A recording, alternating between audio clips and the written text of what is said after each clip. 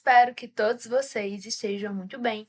Eu sou a professora Natália Ellen e juntos vamos aprender acerca da racionalização da conduta. Então, vamos lá? Iniciamos o nosso curso acerca da racionalização da conduta, tendo como objetivo dotar os participantes acerca dos conhecimentos teóricos e práticos da racionalização da conduta que lhes permitirão compreender o modo como encaixamos as emoções conforme as características relativas à nossa personalidade.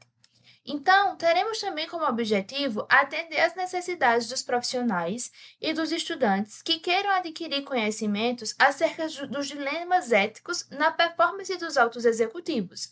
Dessa forma, teremos como intenção proporcionar um conhecimento mais amplo e aprofundado acerca dos elementos e da conceituação relativa ao âmbito da racionalização da conduta. Nessa perspectiva, cumpre salientar que as técnicas de neutralização podem ser compreendidas como um conjunto de métodos teóricos através dos quais as pessoas que praticam atos ilegítimos neutralizam, ao menos que de forma temporária, os valores éticos que configuram impeditivos para perpetrar tais atos. Ou seja, as pessoas que praticam atos ilegais, atos ilegítimos, têm a compreensão acerca do fato que estão praticando e entendem a ilegalidade ou a imoralidade desses atos. Contudo, em decorrência de alguma situação externa ou interna, no momento em que estão praticando aquele ato, decidem por afastar os seus valores éticos baseado em alguma motivação específica e entendem que aquele ato que foi praticado naquele momento, mesmo que ilegítimo, poderia ser praticado em decorrência da motivação em questão. Assim, e sob uma ótica simplificada, essas técnicas de neutralização podem estar relacionadas a uma espécie de método psicológico em que haverá um desligamento dos protestos internos, da nossa consciência, né, interna, no momento em que estamos praticando, de fato, um ato que é tido como antiético e como ilegal. Então, por mais que se entenda e se saiba que aquele ato que está sendo praticado não deve ser praticado, no momento em questão, a sua prática não será tida como errônea.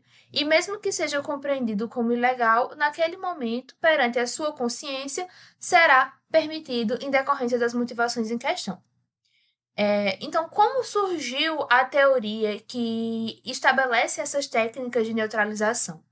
As ideias relativas a essas técnicas foram postuladas por dois autores, que são David Matza e Gresham Sykes, durante o desenvolvimento do seu trabalho na década de 50.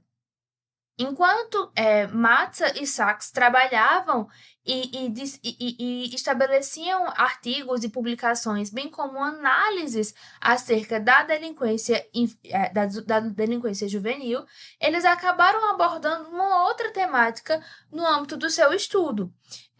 E perante as análises que estavam fazendo acerca dessa delinquência juvenil, passaram a criar hipóteses em que as técnicas poderiam ser encontradas em toda a sociedade. Ou seja, por mais que em seu momento inicial essas técnicas de neutralização tenham surgido vinculadas à delinquência juvenil, os autores que estabeleceram inicialmente essas técnicas destacam que elas poderiam ser encontradas em todo o âmbito da sociedade e não apenas ao campo dos crimes praticados pelos jovens. Então, a partir dessa hipótese, Matza e Sykes afirmam que as pessoas estão cientes acerca das suas obrigações morais e das suas obrigações legais, e que conseguem entender o que é legalidade e o que é moralidade, bem como quais são os motivos que devem ser empregados e que devem ser colocados em prática para que aqueles atos ilegítimos não se configurem. Então, eles possuem a sua capacidade de raciocínio completa. Eles entendem como, de fato, devem agir perante a sociedade e perante a lei. Contudo, mesmo entendendo tudo isso, também aplicam e possuem um dever, um desejo de silenciar aquele ato que vai de encontro às suas questões morais. Nesse contexto, os fundadores da teoria da neutralização são responsáveis por rejeitar as teorias que indicam que os delinquentes criam uma espécie de código moral próprio que terá como resultado a extinção do código moral social amplamente aceito. Em outras palavras, Matza e Six, ao apresentarem essas técnicas de neutralização e essa teoria da neutralização, como já foi dito, indicam que as pessoas têm consciência acerca dessas obrigações morais e legais.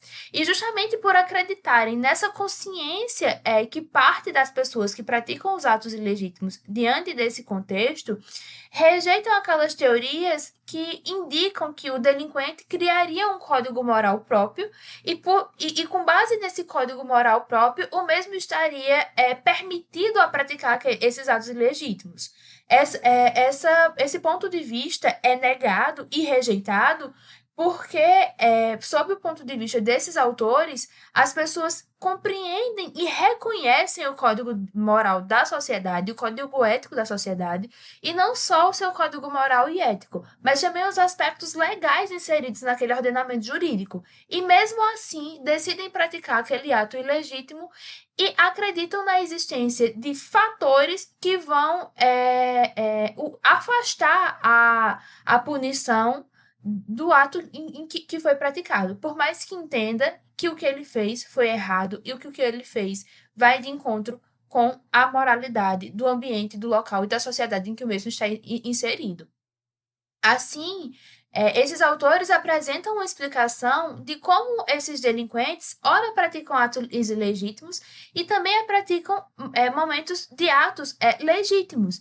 E o fato de haver esse reconhecimento do código de moral adequado a toda a sociedade e não só a esses delinquentes justifica essa questão.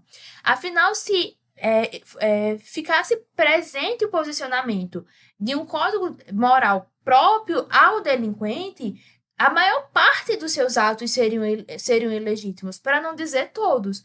Mas como ele entende o que é certo e o que deve ser seguido, bem como o que é legal e o que é moral, ele também faz uso de ações baseadas na legitimidade. Afinal, ele tem a compreensão do que é certo e do que é errado.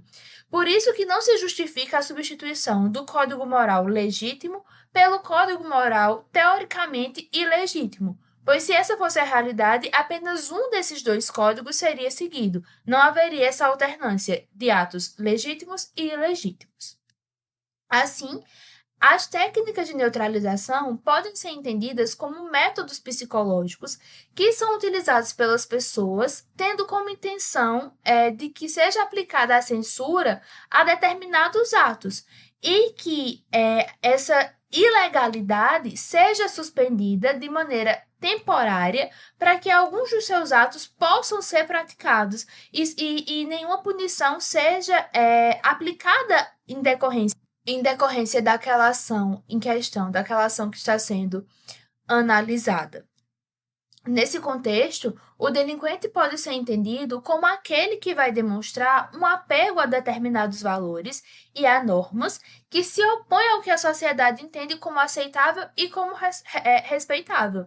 E também vai demonstrar um certo apego, uma certa empatia por normas englobadas como peculiares aos olhos da sociedade como um todo. E isso indica um comprometimento com o sistema desviante da subcultura do delinquente. E nenhum desses fatores se apoia na criação de um código ilegal, de um código próprio, baseado na personalidade daquele delinquente em questão. Assim, os autores negam a existência desse sistema desviante da subcultura do delinquente. Afinal, se esse sistema existisse, o delinquente não teria sentimentos relacionados a questões como culpa ou vergonha vinculada à detenção ou ao confinamento. Ao contrário, a sua reação principal não seria a vergonha, mas sim a indignação. Afinal, entenderia que está seguindo o caminho certo, o caminho moral, e mesmo assim está sofrendo uma punição em decorrência daquilo. Mas essa não é a realidade. Ele entende que está agindo errado. Ele entende que o seu ato vai de encontro com a moralidade presente em um determinado ordenamento jurídico, em uma determinada sociedade. E mesmo assim, agem daquela maneira. Então, nesse sentido, os autores destacam que o delinquente possui uma espécie de respeito por aquelas pessoas que conseguem seguir a lei, demonstram admiração e respeito às pessoas que desempenham as suas ações com base na moralidade. Então, a pessoa que é realmente honesta geralmente é reverenciada por esse delinquente em decorrência de um conjunto de questões. Então, o delinquente, por muitas vezes, acaba sendo meio que hipócrita na prática das suas ações, porque entende como que as pessoas que são honestas devem ser enaltecidas e mesmo assim pratica aquele ato ilegal e imoral. Os autores da teoria da neutralização apresentam e destacam 4 aspectos sobre os quais a teoria da neutralização teve como base para que pudessem ser criados. E esses 4 aspectos consistem em 1. Os delinquentes demonstram culpa sobre os atos ilegítimos que foram praticados, ou seja, aquela questão vinculada à vergonha, e não à indignação. Os delinquentes demonstram admiração pelas pessoas que são honestas e que cumprem a lei da forma devida e esperada. Então, isso demonstra justamente o entendimento que eles têm acerca do que é certo e do que é errado, bem como demonstra o entendimento de que ele sabe que está agindo errado e sabe que existem pessoas que agem de forma correta. E mesmo assim, opta pelo caminho da ilegalidade em momentos oportunos. Os delinquentes possuem uma clara delimitação acerca de quem pode e de quem não pode ser vítima e não ficam imunes às necessidades de conformidade. Nessa perspectiva, os autores apontam a existência de 5 técnicas de neutralização, sendo essas a negação da responsabilidade, em segundo lugar, a negativa do dano, em terceiro, o desprezo pelas vítimas, em quarto, a condenação daqueles que são os condenadores, ou seja, a condenação dos condenadores e o apelo aos valores que são mais altos. Levando em consideração a importância de cada uma dessas técnicas de neutralização, bem como o fato de que cada uma delas possui características e especificidades apresentadas pelos autores, passaremos a abordar cada uma dessas técnicas. Em primeiro lugar, destaca-se a negação de responsabilidade. Em conformidade com essa técnica, o agente vai apresentar como justificativa, o fato de que não atua livremente. Ou seja, aquele ato ilegal que o mesmo praticou não foi praticado em decorrência da sua livre e espontânea vontade. Não. O mesmo foi influenciado por fatores externos. E só em decorrência desses fatores externos é que esse ato ilegal foi praticado. Ou seja, se tais fatores externos não existissem, a prática do ato ilegal, a prática do ato imoral não se faria presente. Então, justifica que sentiu que estava obrigado a agir daquela maneira em decorrência das circunstâncias que se fizeram presentes. É como se ele não tivesse outra opção, em decorrência daqueles fatores externos, em decorrência daquele momento que o mesmo estava vivenciando, entendeu que a única saída que o mesmo poderia exercer seria praticando aquele ato ilegal, aquele ato imoral. Então, aqui, quando analisamos essa técnica de neutralização vinculada à negação da responsabilidade, entende-se que a validade não vai ser o foco, e sim a tentativa de desviar a culpa vinculada à violação das normas sociais e de sua relativa independência vinculada a uma estrutura particular da sua personalidade. Nesse contexto, o delinquente não indica que houve um acidente, que a prática do seu ato foi um acidente, que ele fez aquilo sem querer. Não. Ele reconhece que praticou aquele ato querendo, sabendo que estava praticando, sabendo o que estava fazendo. Não foi um acidente, mas ele justifica que teve de praticar o ato. Ou seja, ele entende que não foi um acidente, sabe que agiu de forma consciente ao praticar aquele ato ilícito, mas ao mesmo tempo justifica que teve de praticar o ato, mesmo que tenha conhecimento acerca da sua ilicitude em razão das circunstâncias que estão alheias à sua vontade.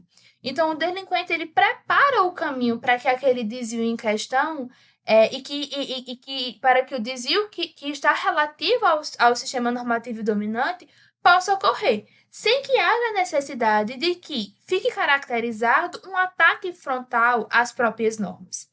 Tudo isso, e de forma resumida, quer dizer que a negação da responsabilidade é uma técnica de neutralização em que o agressor propõe que foi vítima das circunstâncias, que foi vítima dos fatores externos e que, portanto, esteve obrigado a praticar aquele ato ilegal, a praticar aquele ato imoral e que essa prática estava fora do seu controle, mesmo que não seja vista como um acidente. Em segundo lugar, temos a técnica da neutralização, que consiste na negação do dano. Essa, diferentemente da anterior, terá como foco o prejuízo ou o dano relativo ao ato do delinquente. Ou seja, o foco vai estar na consequência do que aquele ato praticado pelo delinquente foi capaz de promover. Então, como a própria nomenclatura indica, sob o ponto de vista do delinquente, ele vai acreditar que o ato que ele desempenhou, que a sua ação, não foi capaz de produzir resultados de caráter negativo. Ou seja, que aquele ato que o mesmo praticou não foi prejudicial, não foi ilegal e não teve como resultado nenhum tipo de dano a terceiros. Então, ele entende que aquele seu ato é ilegal. Ele sabe que a prática que ele desempenhou, aquela ação que ele praticou é imoral, mas não compreende que esse ato foi danoso. Em outras palavras, ainda que entenda e que reconheça que teve uma conduta ilícita, também entende e acredita que esse mesmo ato ilícito não causou prejuízos ou não foi responsável por causar grandes prejuízos a outras pessoas. E nessa perspectiva, os autores criadores da técnica da neutralização, dessa teoria da neutralização, e, consequentemente, responsáveis por apresentar essas abordagens acerca da negação do dano, afirmam que, para o delinquente, no entanto, a ilicitude pode depender da questão do fato de alguém claramente ter sido ou não lesado pelo desvio que foi praticado. E esse problema está aberto a uma série de interpretações. Porque pelo ponto de vista de uma pessoa, pode ser que, de fato, aquele ato tenha conseguido promover alguma espécie de dano. Mas, sob o ponto de vista de outra pessoa, pode ser que os danos tenham decorrido de outros fatores que não a prática do ato ilegal vinculado àquele delinquente. Então, o fator vinculado ao âmbito da interpretação também vai ser de extrema importância para o aspecto relativo à negação do dano. E nesse contexto, o agressor vai insistir que suas ações não causaram nenhum dano ou não promoveram danos de grande impacto a ponto do que precisem ser punidos em decorrência daquele ato ilegal que foi praticado. A terceira técnica de neutralização apresentada por Six e por Matza consiste na negação da vítima. E com base nessa técnica, mesmo nos casos em que o delinquente aceita as consequências relacionadas aos seus atos desviantes e que esteja disposto a admitir que as suas condutas desviantes envolvem um prejuízo ou dano, acreditam que a indignação moral própria e de outros pode ser neutralizada com base na insistência de que o dano não é ilícito em decorrência de suas circunstâncias. Nesse contexto, sob a concepção do agente, a vítima teria corroborado com o ato, ou seja, teria merecido o tratamento que sofreu. Então, aqui, quando a gente compara com as demais técnicas da neutralização que já foram apresentadas, a gente pode ver uma diferença marcante entre essa e as demais. Nas três apresentadas, entendemos que o delinquente sabe que está praticando um ato ilícito, que está praticando um ato que vai de encontro com os preceitos morais. Mas quando a gente falou da negação da responsabilidade, vimos que o delinquente entende que foi obrigado a praticar aquele ato e que só efetuou aquela prática em decorrência de fator externo. Então, por isso ele acredita que não deve ser punido, porque aquele ato não foi praticado de livre e espontânea vontade, ele foi forçado a praticar aquele ato. Aquele ato era a única opção dele. Já no que se refere à negação do dano, ele entende também que a punição não deve ser aplicada ou não deve ser aplicada de forma tão severa, afinal, mesmo que ele tenha praticado um ato ilícito, não houve nenhum tipo de prejuízo em decorrência daquela prática.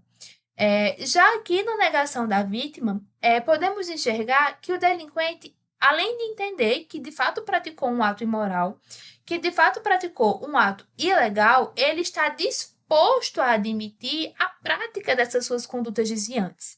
Ele compreende e ele assume que praticou aqueles atos e está até disposto a ser punido por tais.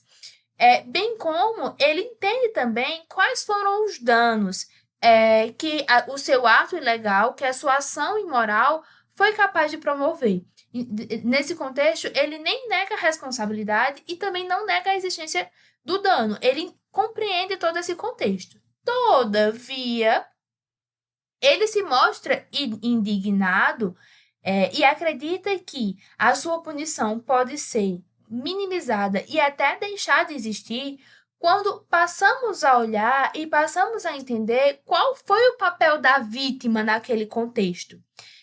Afinal, sob a ótica da negação da vítima, ele vai justificar que praticou aquele ato, que exerceu aquela ação imoral em decorrência de atitudes que foram praticadas pela vítima. Se a vítima não tivesse agido daquela maneira, o mesmo não teria necessidade de praticar aquele ato imoral.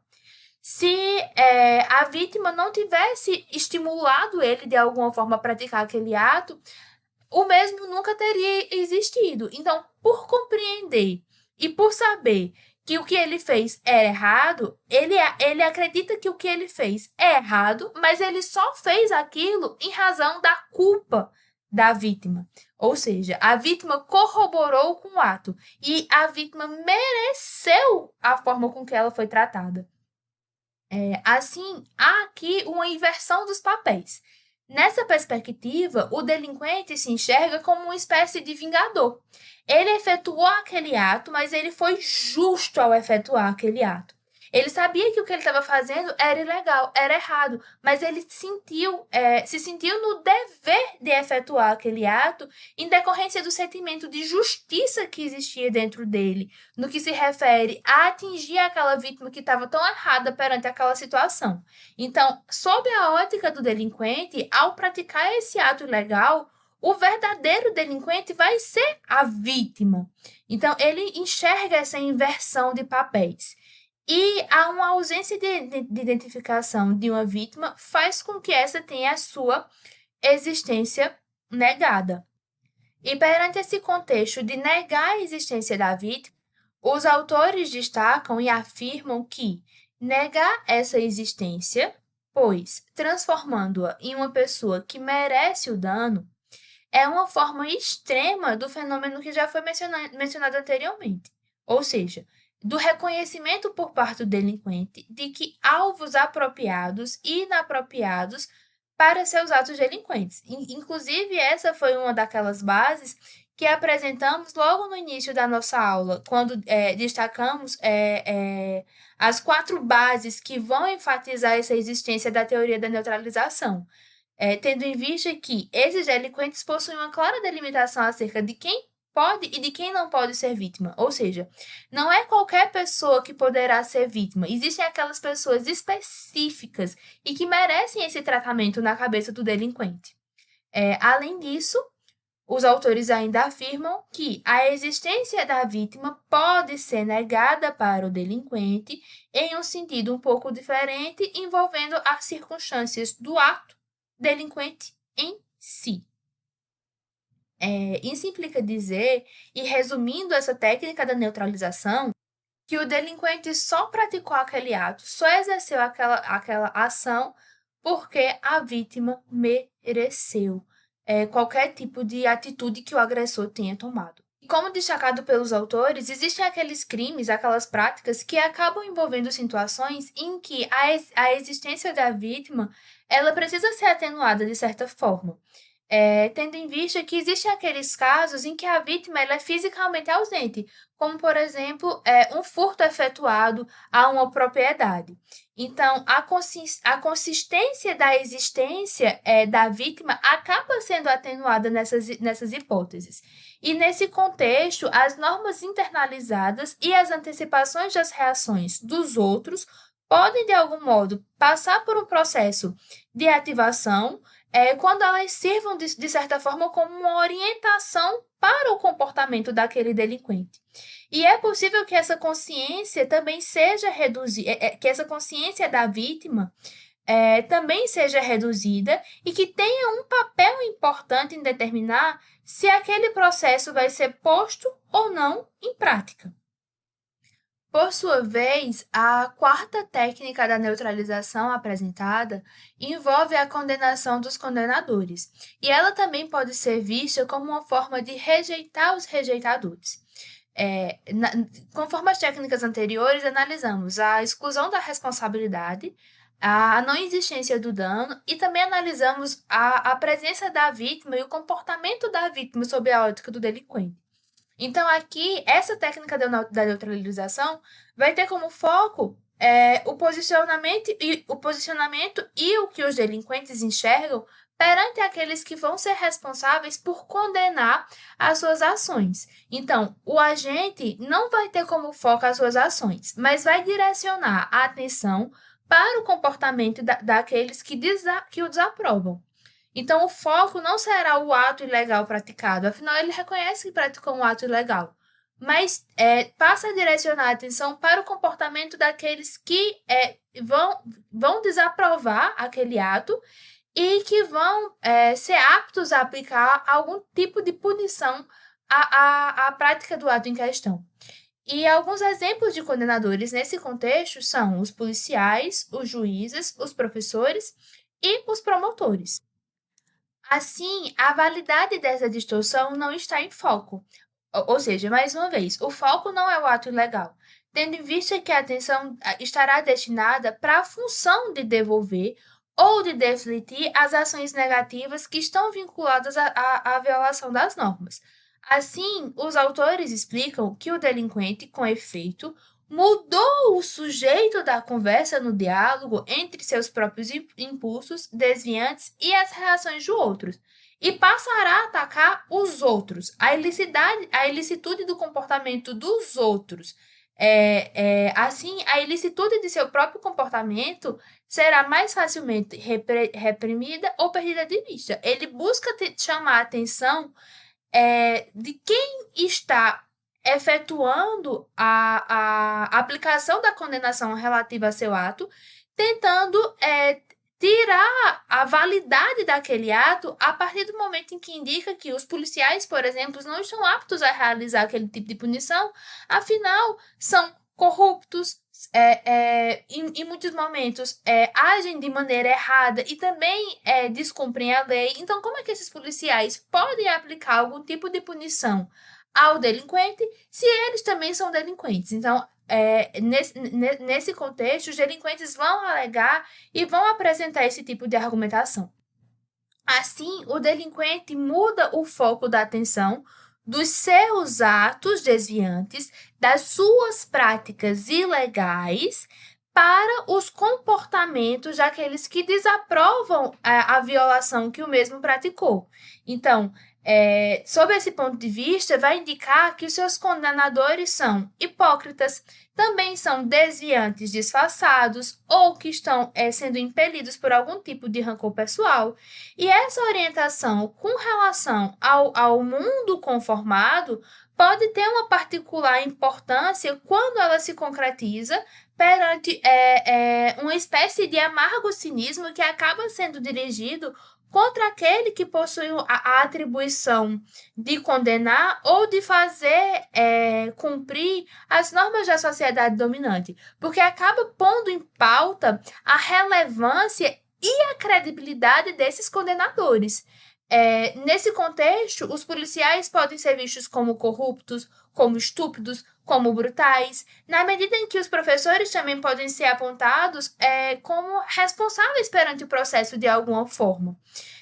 Então, a validade dessa perspectiva acaba passando por uma distorção, em que o delinquente acaba entendendo que praticou um ato ilegal, mas não admite que aquele ato ilegal seja aplicado por condenadores que são piores ou iguais a ele. Então, ele quer colocar em pauta a validade daquela condenação, tendo em vista as pessoas que estão efetuando a condenação em questão. A última técnica de neutralização apresentada pelos autores, né, e que foi elaborada por volta da década de 1950, é a denominada técnica relativa ao apelo a lealdades maiores. Assim, com base nessa técnica de neutralização, o indivíduo, o delinquente, justifica as suas condutas, tendo como base a alegação de que não podem decepcionar outras pessoas, que não podem decepcionar outras instituições, amigos, empregados e assim por diante. Em outras palavras, entendem que o seu ato como uma espécie de sacrifício em favor dos interesses do grupo ao qual faz parte. Assim, não há repúdio aos imperativos do sistema normativo dominante, ainda que entenda que falhou ao cumprir as suas normativas. E há uma espécie de predisposição a escolher errado mediante um dilema no conflito dos papéis. Então, o que tudo isso quer dizer? Aqui o delinquente, mais uma vez, vai entender e reconhecer que está praticando um ato ilegal. E mesmo assim vai praticá-lo. Mas ele vai possuir uma justificativa para essa prática. Afinal, o mesmo só efetuou aquele ato imoral porque não desejava ir de encontro com as pessoas, com as instituições, com os amigos, com seus conhecidos e com seus empregados. Não queria gerar uma espécie de decepção para eles. Então, reconhecendo essa necessidade de provar algo a tais pessoas, entendeu como necessário que o mesmo praticasse um sacrifício em favor dos interesses do grupo.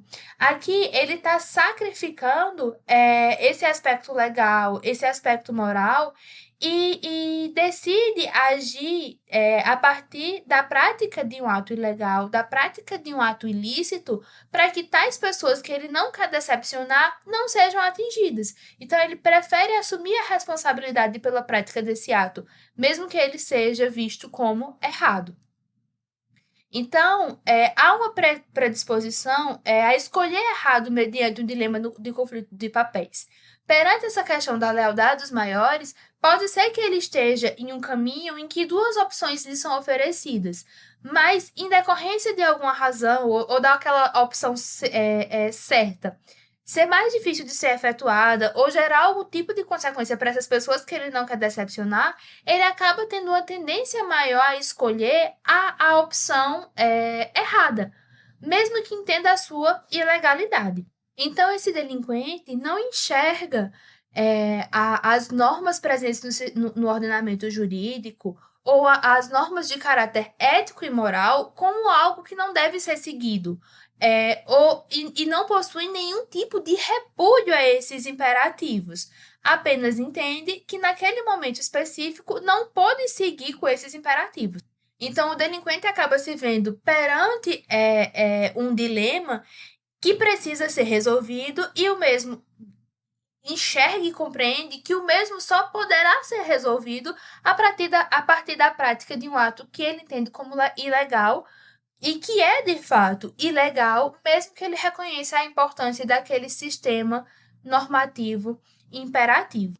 Então, os autores vão enfatizar que o ponto mais importante e atrelado a esse apelo a lealdades maiores, né, ou seja, a essa técnica da neutralização, consiste no fato de que o desvio de determinadas normas pode ocorrer, sob o ponto de vista do delinquente, não porque essas normas estão sendo rejeitadas, mas porque existem outras normas que devem ser consideradas e que são vistas como mais importantes, como mais preementes e que estão relacionadas justamente a esse sentimento de lealdade. E justamente por conta desse sentimento de lealdade, tais atos acabam prevalecendo sobre os atos que são vistos e entendidos como legal. Então, o delinquente acredita em ambos os conjuntos de normas que dá sentido aos conceitos, tanto de dilema quanto ao âmbito das questões relativas a esse conflito de papéis.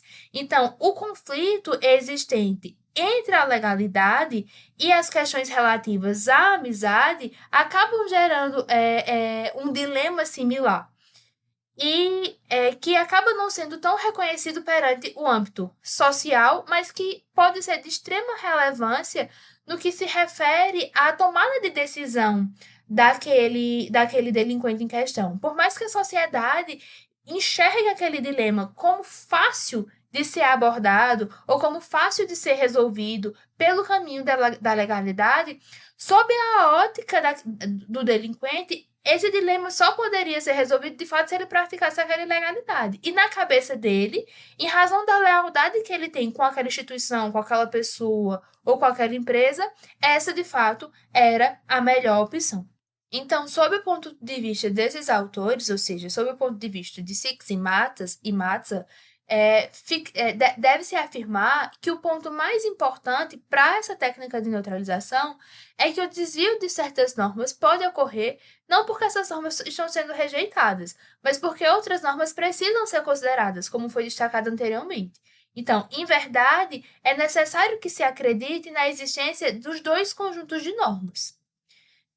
Voltando agora para uma análise e para uma perspectiva mais geral acerca das técnicas de neutralização, agora que já conhecemos quais são as cinco principais técnicas de neutralização e as 5 técnicas originais da neutralização, podemos enfatizar que os autores que foram responsáveis pela criação dessa teoria e, consequentemente, dessa técnica, enfatizam que as mesmas nem sempre serão suficientemente poderosas para proteger o indivíduo da força que advém dos seus próprios valores e que estão internalizados em si, e nem das suas reações em conformidade, tendo em vista que esses delinquentes também sofrem em decorrência do sentimento da culpa e da vergonha do ato que praticou. E como enfatizamos no começo da nossa aula, entendem como aquelas pessoas que são honestas como de fato o modelo a ser seguido, de fato o modelo correto de indivíduo que compõe a sociedade. Assim, destaca-se que também não serão todos os delinquentes que vão fazer uso dessas técnicas de neutralização ou que vão apoiar suas condutas nessas técnicas. Afinal, existem aqueles que estão tão isolados do ambiente social e da realidade prática que muitas vezes nem precisam dessas técnicas para neutralizar o ato que praticaram. Então, acabam não colocando essas técnicas em jogo ou não apresentando elas como um argumento plausível para a prática das suas ações ilegais e imorais. Assim, apesar desse entendimento e desse reconhecimento, os autores criadores dessas técnicas de neutralização indicam que as mesmas são cruciais quando a intenção é reduzir a efetividade dos controles sociais e que elas acabam estando por trás de uma grande parcela dos comportamentos do delinquente. Destaca-se ainda que algumas dessas técnicas demonstram uma maior adaptação acerca de certos atos desviantes do que de outros, e que mesmo que elas tenham surgido como objeto de um estudo destinado à delinquência juvenil, isso não quer dizer que as mesmas só poderão ser aplicadas para esse público, e que as mesmas só possuem relevância perante os delinquentes juvenis. é, foram de fato criadas vinculadas ao estudo da delinquência juvenil, mas apesar disso, também podem ser destinadas para adultos em alguns casos, em alguns delitos. E isso vai envolver também essa questão da adaptação da prática de certos atos desviantes e de certas situações, bem como da argumentação utilizada pelo delinquente na tentativa de justificar a prática daquele ato. Nesse contexto, as técnicas de neutralização até então apresentadas podem ser relacionadas e resumidas em algumas frases. A primeira técnica, né, que envolve essa negação da responsabilização, vai girar em torno, como já foi dito, do fato de que o delinquente entende que praticou aquele ato em decorrência de um fator externo. Então, ele acredita que a culpa não foi dele. Então, a alegação de que não foi minha culpa vai indicar a presença da utilização dessa técnica de neutralização relativa à negação da responsabilidade. Já a segunda técnica, uma outra técnica de neutralização que pode ser indicada por meio de uma frase é a negação da vítima.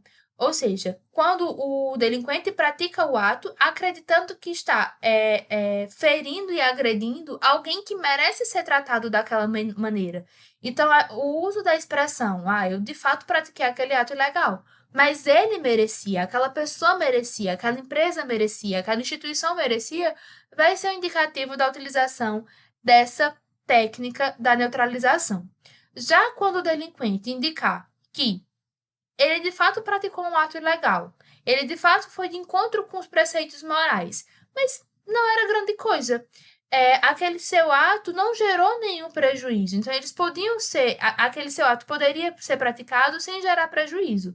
Aqui vai ficar caracterizada a técnica de neutralização relativa à negação do dano, que tem como essência, né, o fato de que o delinquente entende que praticou o ato, entende que seu ato é ilegal, mas também entende que o mesmo esteve livre de qualquer tipo de prejuízo ou gerou um prejuízo tão pequeno que nem merece punição. Uma outra frase que pode ser utilizada no sentido de estar relacionada a alguma técnica da neutralização é: você foi tão ruim no seu dia. E ainda a frase relativa a meus amigos precisavam de mim, então essa era a única atitude que eu podia tomar, essa era a única ação que eu podia exercer, mesmo compreendendo que eu estava praticando um ato ilegal, mesmo entendendo que eu estava indo de encontro com os preceitos morais e éticos. Eu me encontrei diante de um dilema e a única coisa que eu podia fazer é estar ao lado de quem exerce uma lealdade em relação a mim. Aqui se faz presente a técnica da neutralização relativa ao apelo à lealdade maior. Passando adiante, e como já foi enfatizado anteriormente, abordamos as 5 principais técnicas da neutralização. Contudo, essas técnicas foram estabelecidas na década de 1950. De lá para cá, muita coisa já aconteceu. Essas técnicas já foram analisadas por diversos estudiosos, já foram colocadas em práticas em diversos momentos, em diversas circunstâncias e perante a vários estudos.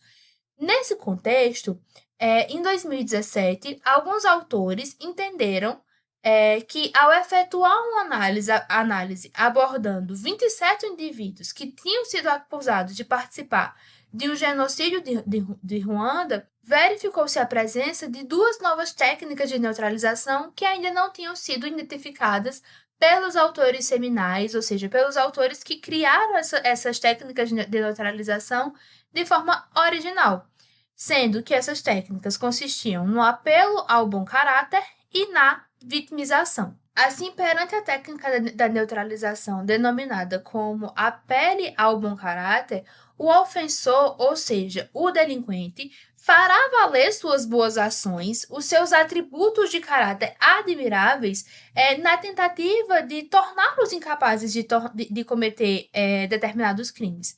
Ou seja, vão alegar: como é que eu, uma pessoa tão responsável a nível social, que preza tanto pelo caráter moral das ações, que respeita tanto a lei, terei praticado esse ato? Não faz sentido. Não fui eu que pratiquei esse ato. Pode buscar minha ficha, pode buscar meus precedentes, pode falar com meus amigos, com meus familiares e com todos que giram em torno da minha vida. E todos vão comprovar que eu tenho bom caráter e que eu nunca agiria dessa maneira. Já a segunda técnica da neutralização, estabelecida em 2017 e denominada como vitimização, será aquela em que o agressor vai argumentar que ele, como pessoa, ou que pessoas relacionadas e muito próximas a ele, ao delinquente, estavam sob a ameaça e sofreram grandes perdas por terceiros, e que por isso, em decorrência desse tipo de ação, ele precisou praticar aquele ato em questão. Em outras palavras, o ato só foi praticado porque antes dele ser delinquente, ele era vítima. Então, por isso, ele fez a efetuação, né, daquele ato legal, daquele ato imoral e daquele ato baseado em práticas que vão de encontro à ética. Além disso, também é objeto da nossa aula as questões relativas ao transtorno de conduta, sendo que esse pode ser entendido como um distúrbio psicológico que pode ser diagnosticado durante a infância, no qual a criança apresenta atitudes tidas como egoístas, violentas e manipuladoras e que podem gerar alguma espécie de interferência de forma direta no que se refere ao seu desempenho, tanto relativo ao âmbito escolar quanto familiar. Então, esse transtorno de conduta pode ser manifestado de diversas formas e a partir de diversas atitudes efetuadas por essas crianças. E esse transtorno de conduta pode ser enquadrado como leve, moderado ou grave, a depender da ação da pessoa e do diagnóstico em questão. Assim, destaca-se ainda que esse diagnóstico precisa ser feito por um psicólogo, por um psiquiatra, para que o tratamento acabe sendo mais adequado desde o início, desde o momento de fato em que ficou constatado a existência desse transtorno. E alguns sintomas que podem estar associados a esse transtorno envolvem questões como a falta de empatia, a agressividade, a pouca tolerância, a manipulação e o ato de mentir de forma frequente, dentre outros. Então, existem algumas causas que podem estar relacionadas à existência desses transtornos de condutas, e os mesmos podem derivar de questões genéticas, de fatores ambientais ou de fatores biológicos.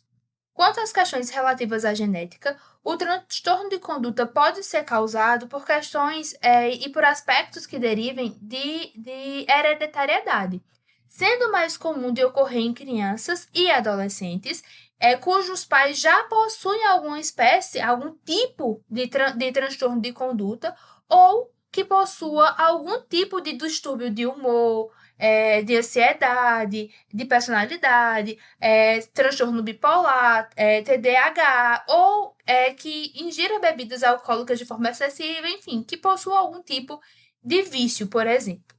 Já no que se refere aos fatores ambientais, eles podem se fazer presentes e podem impulsionar a presença desses transtornos de condutas em decorrência de uma ausência na estrutura familiar, podem derivar do conflito entre os pais, de uma ausência de disciplina, pode decorrer de questões como agressões físicas ou verbais, de violências domésticas ou até mesmo ser resultado de um histórico de violência e de abusos no âmbito da família.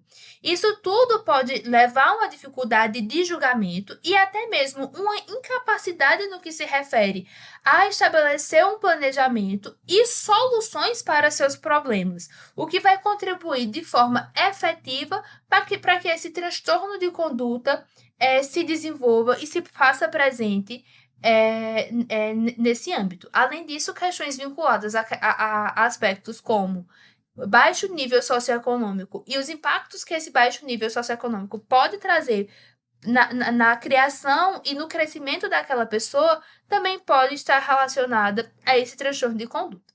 No que se refere aos fatores biológicos, existem estudos que apontam e que demonstram que determinados tipos de lesões, de danos ou de alterações relativas à atividade elétrica do lobo frontal do cérebro, que é uma região responsável por regular Determinadas habilidades cognitivas também podem estar vinculadas à presença desse transtorno de conduta, fazendo com que aquela pessoa acabe desenvolvendo alguns problemas no que se refere a solucionar os seus enfrentamentos, ou até algum tipo de problema relacionado à memória ou às emoções.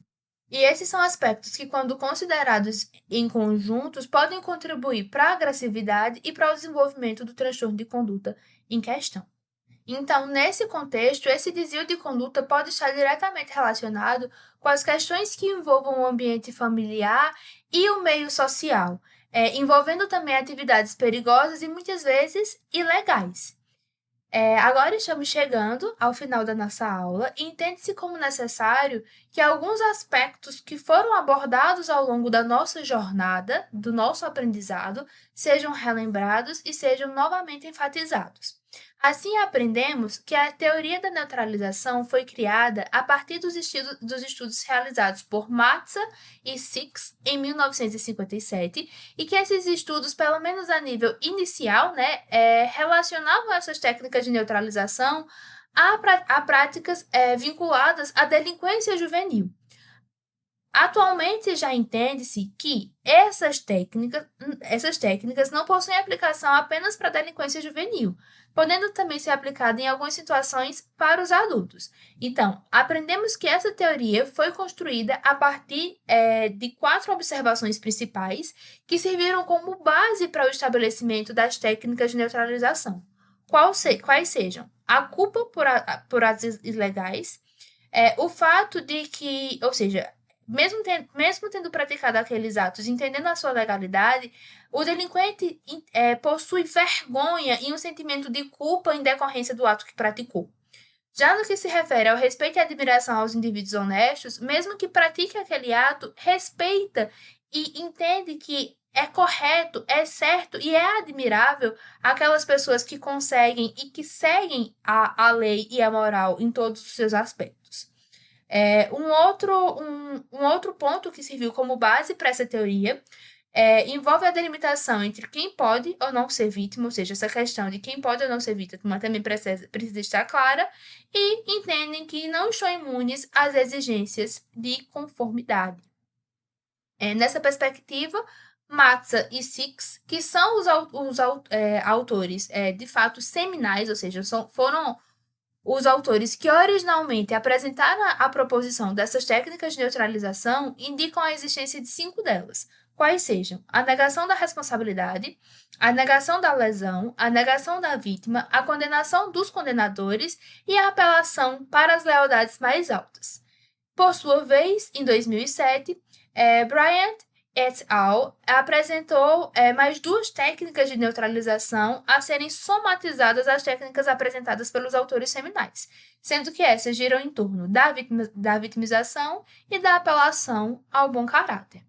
Aqui estão algumas das referências que foram utilizadas ao longo da construção da nossa aula e do nosso material, e é isso. Chegamos ao fim da nossa jornada acerca da racionalização da conduta. Espero que todos vocês tenham compreendido de fato todo o conteúdo que foi apresentado ao longo da nossa aula. Agradeço pela atenção de todos e é isso. Até a próxima e tchau, tchau!